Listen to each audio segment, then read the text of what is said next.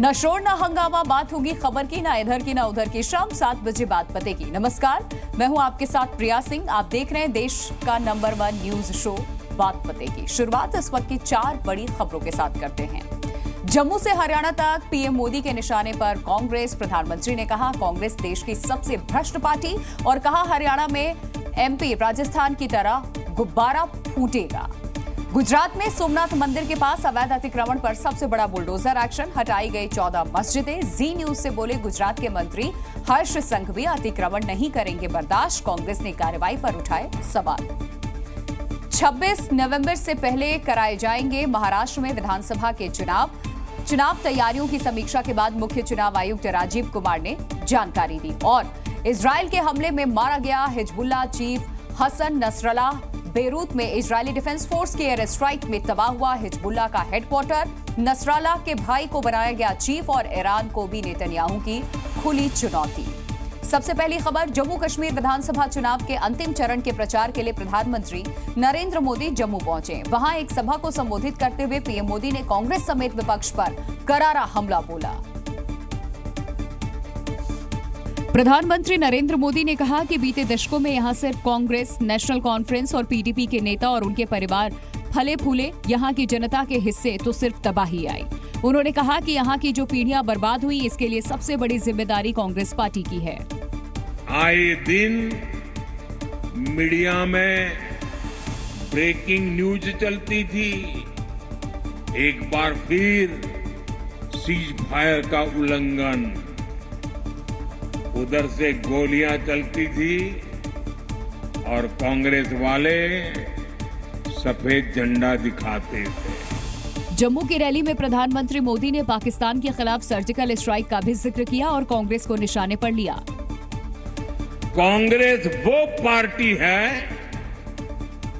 जिसने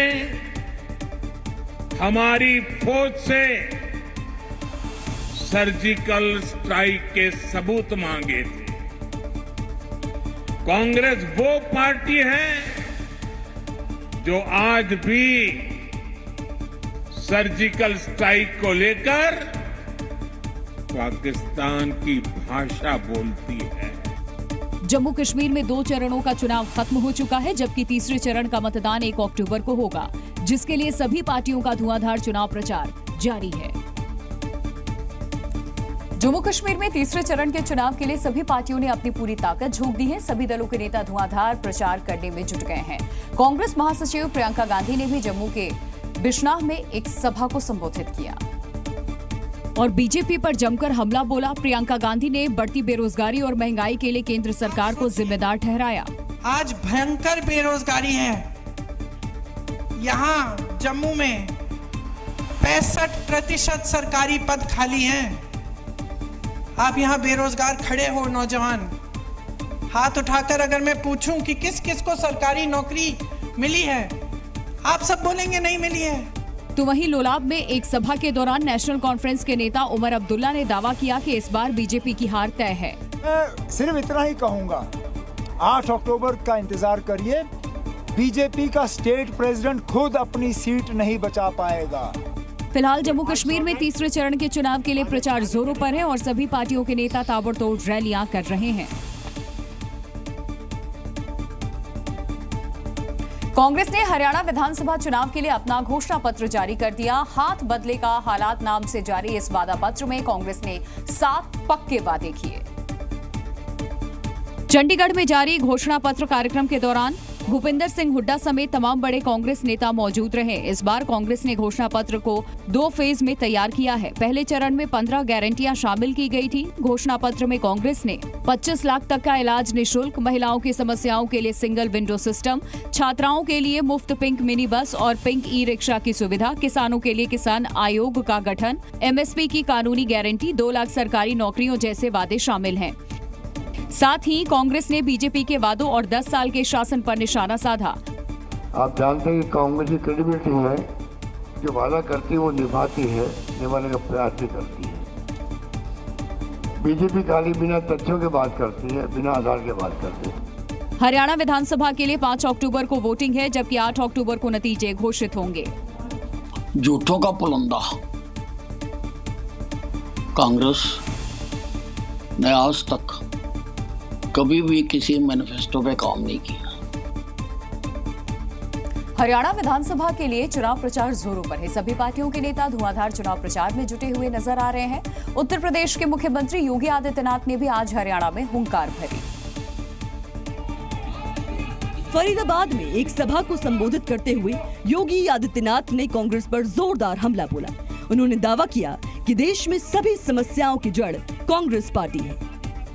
तो आतंकवाद, नक्सलवाद और उग्रवाद और अराजकता की भट्टी में धकेलने का कार्य रहा हो, देश में भ्रष्टाचार, परिवारवाद और भाई भतीजेवाद की दुष्प्रवृत्ति को फैलाने का रहा हो, ये सभी कांग्रेस की देन है।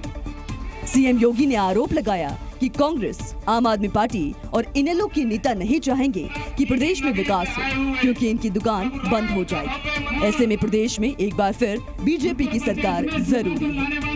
देश की एकता और अखंडता को सुदृढ़ बनाए रखने के लिए, एक विकसित भारत के लिए भारतीय जनता पार्टी आवश्यक है। मोदी जी के नेतृत्व में भारतीय जनता पार्टी आवश्यक है। जहां तक एक तरफ सीएम योगी ने कांग्रेस पर ताबड़तोड़ हमला बोला, तो वहीं कांग्रेस ने ये दावा किया कि बीजेपी कुछ भी कर ले, इस बार उसकी हार तय है। जनता चुनाव लड़ रही है हरियाणा की, और उसने मन बना लिया है कि वो कांग्रेस को वापस लाएगी, और भाजपा की स्थिति तो ये हो जा रही क्या डबल डिजिट में पहुंचेगी। वहीं दूसरी ओर सीएम योगी ने हरियाणा में चुनाव प्रचार के दौरान राम मंदिर को लेकर बड़ा बयान दिया और विरोधियों पर निशाना साधा। अब ये समझ में आ रहा है कि अगर हम बटे नहीं होते ना, तो न राम मंदिर टूटता, न जन्मभूमि, कृष्ण जन्मभूमि पर कोई दूसरा गुलामी का ढांचा खड़ा होता, और नहीं देश को गुलाम होना पड़ता। अयोध्या में राम मंदिर की प्राण प्रतिष्ठा इसी साल जनवरी में हुई थी, जिसका कांग्रेस समेत तमाम विरोधी दलों ने बहिष्कार किया था। लेकिन एक बार फिर हरियाणा के चुनाव में इसकी चर्चा छिड़ गई है। और विधानसभा चुनाव के लिए प्रचार करने हरियाणा पहुंचे राहुल गांधी ने राम मंदिर प्राण प्रतिष्ठा कार्यक्रम को लेकर टिप्पणी की। आपने किसी बढ़ई को देखा, किसान को देखा, मजदूर को देखा? कोई नहीं। डांस गाना चल रहा है, प्रेस वाले हाय हाय हाय कर रहे हैं, नाच गाना चल रहा है, डांस चल रहा है। ये रियलिटी आपकी। वहीं राहुल गांधी के इस बयान पर सियासत तेज हो गई और बीजेपी ने जोरदार हमला बोला। जिनकी तीन पीढ़ियों ने जाकर बाबर की कब्र पे सजदा किया है, वो आकर तीन प्रकार से श्री राम जन्मभूमि का अपमान करने का प्रयास कर रहे हैं। ये आपकी असली फितरत और हिंदू धर्म के प्रति हिकारत की साफ बानगी है। राहुल गांधी के इस बयान पर संतों में भी नाराजगी है। अयोध्या के संतों का कहना है कि कांग्रेस शुरू से ही राम विरोधी रही है और राम मंदिर के निर्माण में रोड़े अटकाने का काम किया। कांग्रेस शुरू से ही राम विरोधी रही है, सनातन विरोधी रही है, साधु संत के विरोधी रहे।